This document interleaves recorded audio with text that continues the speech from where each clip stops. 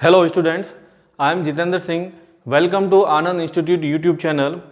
Last video में हमने universe और स्टार के बारे में स्टडी की थी। आज हम उसी स्टडी को आगे कैरी ऑन करते हैं। आज अपना जो टॉपिक रहेगा वो हम पढ़ेंगे कॉन्स्टेलेशंस, यानी कि जिसको हम हिंदी में कहते हैं तारामंडल। जो पूरे तारों जो जितने भी स्टार्स है उन तारों का पूरा जो समूह है उसी को हम तारामंडल या कॉन्स्टेलेशंस कहते हैं। इसके बाद हो जाएगा द सोलर सिस्टम, जिसके ऊपर अपना पूरा लेसन बेस्ड है पूरा।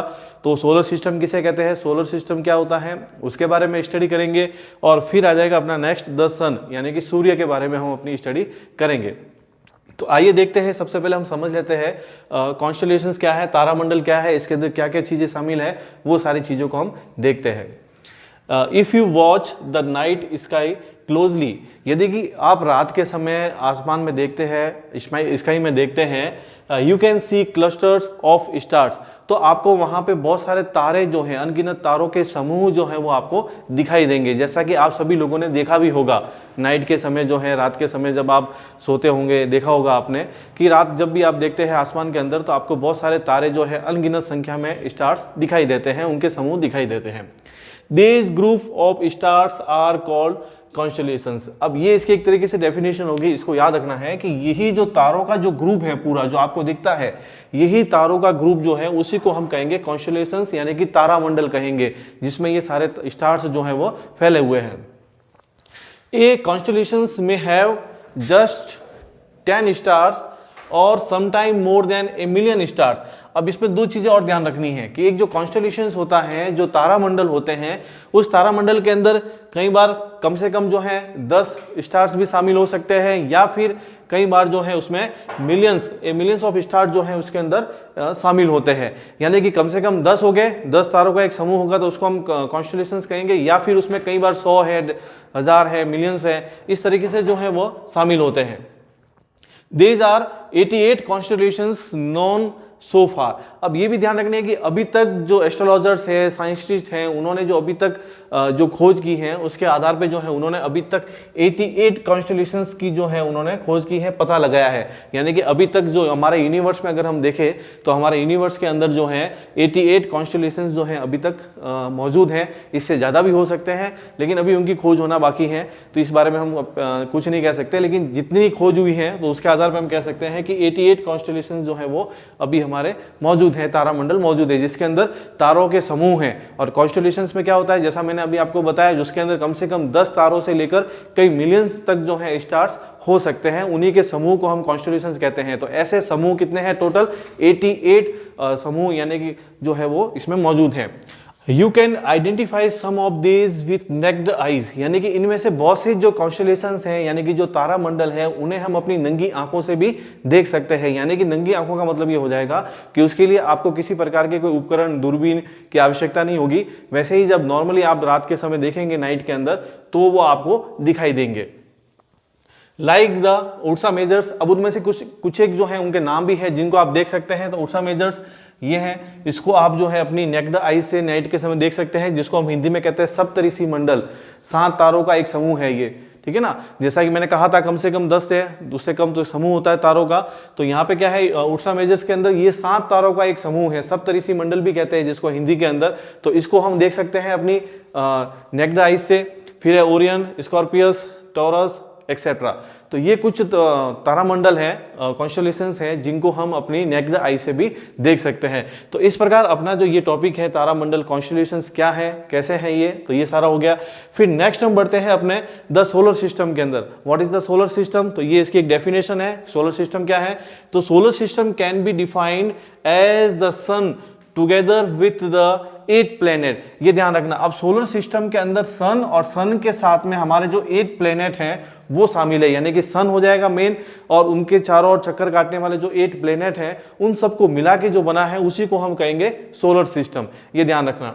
And all other celestial bodies, और इसके अलावा और भी कुछ इसके सैटेलाइट्स वगैरह जो हैं इनके, तो वो भी इसके अंदर ही इंक्लूड हो गए, और भी जो जितनी भी खगोलीय जो बॉडीज हैं, जो अंग हैं, वो सारे इसके अंदर शामिल होते हैं। मतलब 8 प्लेनेट तो है ही है सोलर सिस्टम के अंदर, सन के साथ साथ 8 प्लेनेट तो होंगे ही होंगे, लेकिन इसके साथ साथ इनके सैटेलाइट्स वगैरह जो हैं वो भी इसके अंदर ही इंक्लूड होते हैं, जो इसके सेलेशियल बॉडीज हैं वो भी इसके अंदर आती है। That are bound by its gravity, और ये सब जो है इसके गुरुत्वाकर्षण से बंधे हुए हैं आपस में, और इस वजह से ये उसके चारों ओर चक्कर काटते रहते हैं, सूर्य के चारों ओर। आपने सुना होगा पृथ्वी जो है हमारे सूर्य के चारों ओर चक्कर काटती है, तो वही इसी वजह से जो है ये होता है। तो ये है अपना सोलर सिस्टम।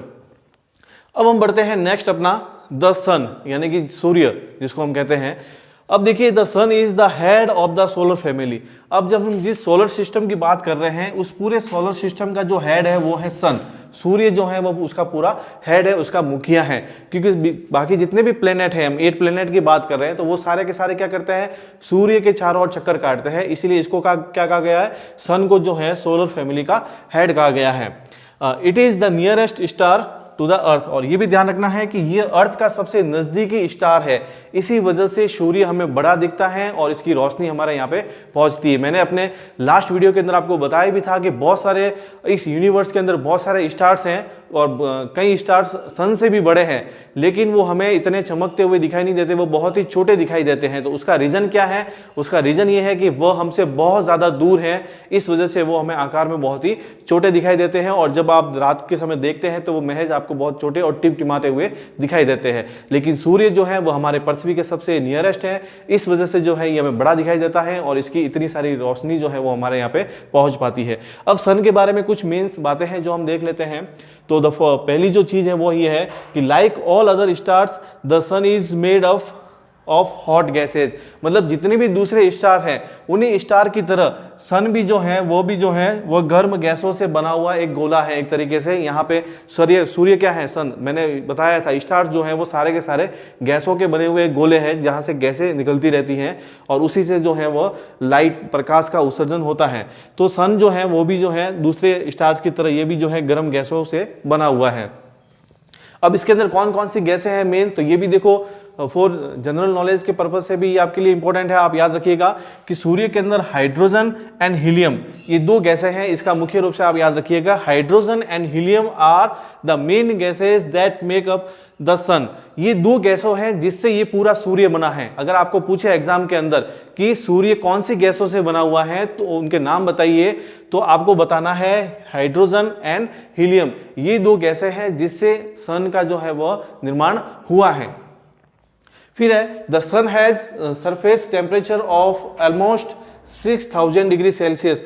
अब जो है सन बना हुआ है, उस सन का जो सरफेस है, उसका बाहरी भाग जो है, उसका अगर तापमान देखें तो वो है 6000 डिग्री सेल्सियस, जो बहुत ही ज्यादा है, ये उसका तापमान है। तो ये तापमान भी याद रखना है। देखो 2-3 चीजें इसके अंदर याद रखनी है, वापस रिपीट कर देता हूं, ठीक है। सूर्य किससे बना हुआ है, तो बाकी सभी स्टार्स की तरह सूर्य भी जो है वो गैसों से निर्मित है।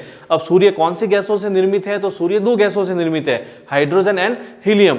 फिर अगर आपको पूछे कि सूर्य का जो सरफेस है उसका टेम्परेचर कितना है, तो उसका टेम्परेचर है 6000 डिग्री सेल्सियस। ये उसका टेम्परेचर है, जो कि बहुत ही ज्यादा टेम्परेचर होता है। फिर अब नेक्स्ट है अपना second point, nuclear fusion is responsible for the sun's energy. अब सूर्य के अंदर से जो एनर्जी निकलती है, जो ऊर्जा निकलती है, उस एनर्जी के लिए रेस्पॉन्सिबल कौन है, यानी कि वो किसकी वजह से निकलती है, तो वो निकलती है न्यूक्लियर फ्यूजन से, नाभिकीय विखंडन जिसको हिंदी में कहते हैं। इसमें जो परमाणु अणु होते हैं वो टूटते हैं, और उन्हीं के विमुक्त होने से ये सारी ऊर्जा निकलती है। तो ये इसका सेकेंड पॉइंट हो जाएगा। फिर आएगा अपना third point, the distance of the sun from the earth is about 150 million kilometres, ठीक है ना। अब इस चीज को ध्यान रखना कि अब हमारी पृथ्वी से सूर्य की दूरी कितनी है, हमारा यहां से अपना सूर्य कितना दूर है, तो ये 150 मिलियन किलोमीटर जो है ये यहां से दूर है। The light from the sun which travels at a speed at about 3 lakh kilometre per second. अब जो सूर्य से जो रोशनी आती है, जो लाइट आती है, वो लाइट किस स्पीड से हमारी पृथ्वी की ओर बढ़ती है, तो वो यहाँ पे स्पीड आई है 3 लाख किलोमीटर पर सेकेंड, यानी कि 1 सेकेंड के अंदर उसकी गति होती है 3 लाख किलोमीटर। उस स्पीड से जो है ये हमारी पृथ्वी पे पहुंचती हैं, और फिर भी इसको पहुंचने में समय लगता है, and takes about 8 minutes to reach us on the earth, और उस रोशनी को हमारी पृथ्वी तक पहुंचने में लगभग 8 मिनट का समय लगता है। तो ये चीज़ याद रखिएगा आप कि सूर्य से जो हमारे पृथ्वी पे जो रोशनी पहुंचती है, जो लाइट आती है, वो सूर्य की किरण उसको पहुंचने में कितना समय लगता है, तो नियर अबाउट 8 मिनट्स। तो ये इसका टाइमिंग है। तो इस प्रकार से आज हमने जो है अपने कॉन्स्टेलेशंस यानी कि तारामंडल के बारे में पढ़ा, फिर सोलर सिस्टम क्या होता है वो हमने जाना, और फिर हमने देखा सन के बारे में। तो ये तीनों टॉपिक आपको अच्छे तरीके से याद रखने हैं, समझ लेना है। इसके बाद नेक्स्ट वीडियो के अंदर जो है हम इसके आगे के जो है हमारी जो और अदर प्लेनेट हैं, हमारी जो अर्थ हैं, उसके बारे में हम जानेंगे। Thanks for watching. जय हिंद, वंदे मातरम।